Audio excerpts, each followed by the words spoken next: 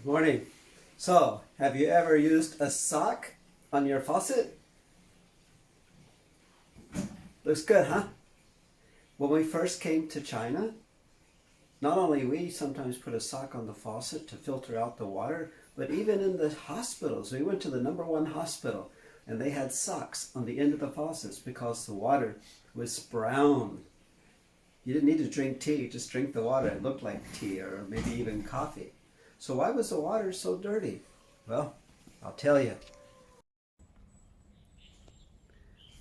We used to put white socks on the water faucets when we first came here. And you know why?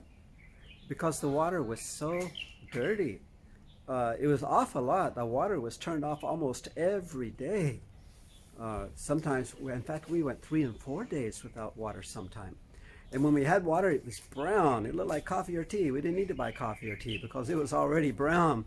And finally, I wondered, why is it so dirty? So I went up on the roof. We lived off campus and went up on the roof, and they had a water reservoir on the roof, and it was open.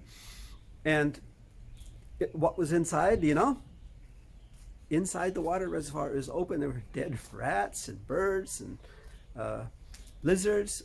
And we were drinking that. My goodness. So I wasn't surprised when I went to the #1 hospital. Even the #1 hospital, had socks tied onto the end of the faucets.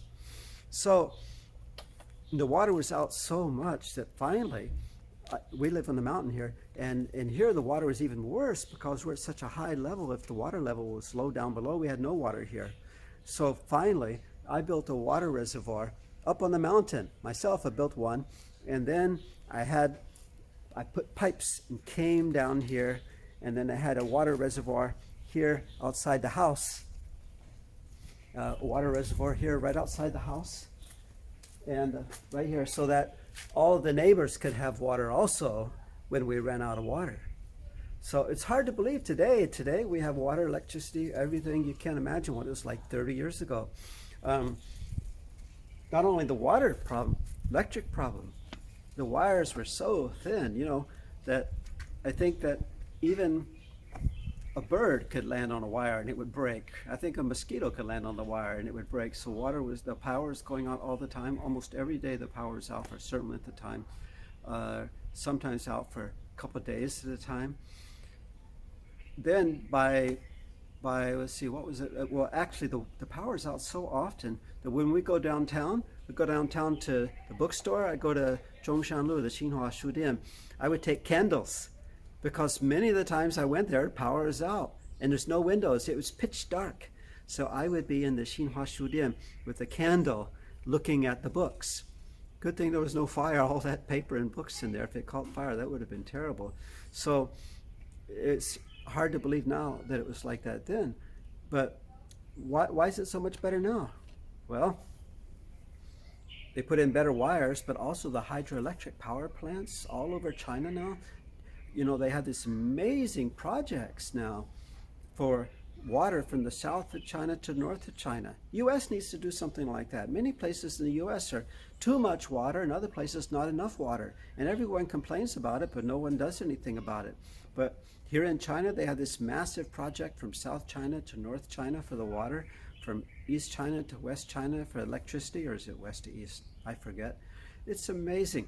And now, I remember in 99, when they had that big typhoon that destroyed everything, the biggest since the 50s, the power went out, but our power at Xiamen University, it went out at 3 in the morning. It was only out 45 minutes.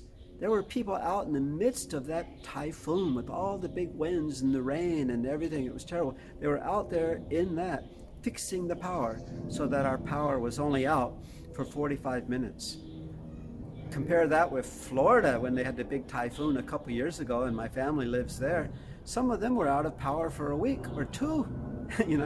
So it's gotten better here and gotten worse there. So, one of my favorite things in Chinese history is the Dujiangyan.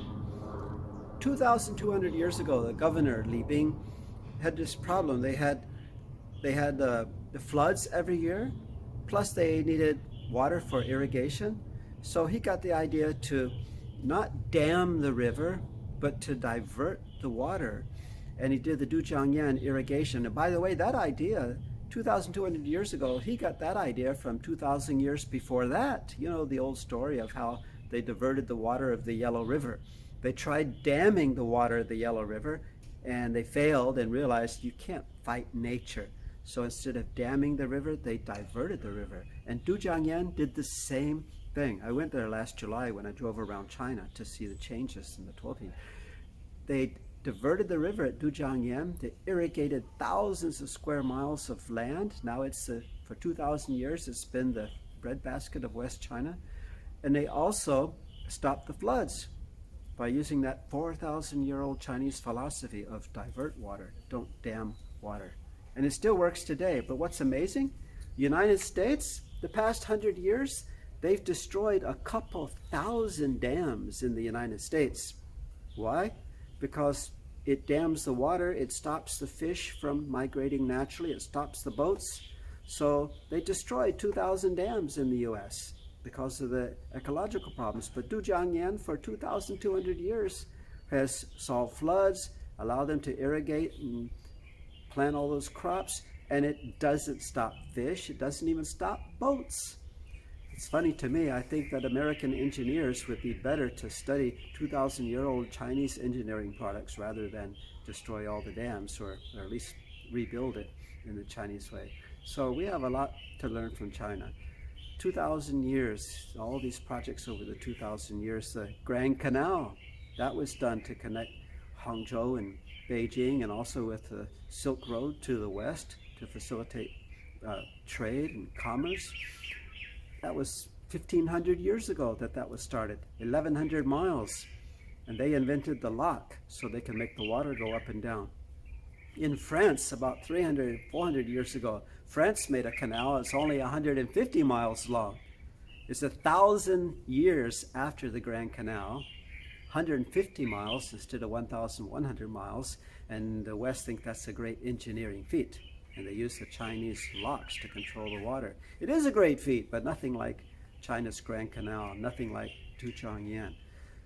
3 years ago, an Englishman said the big difference between the United States and China is not that one is socialist and one is capitalist. He said the big difference between the United States and China is that one of them is run by engineers and the other is run by lawyers.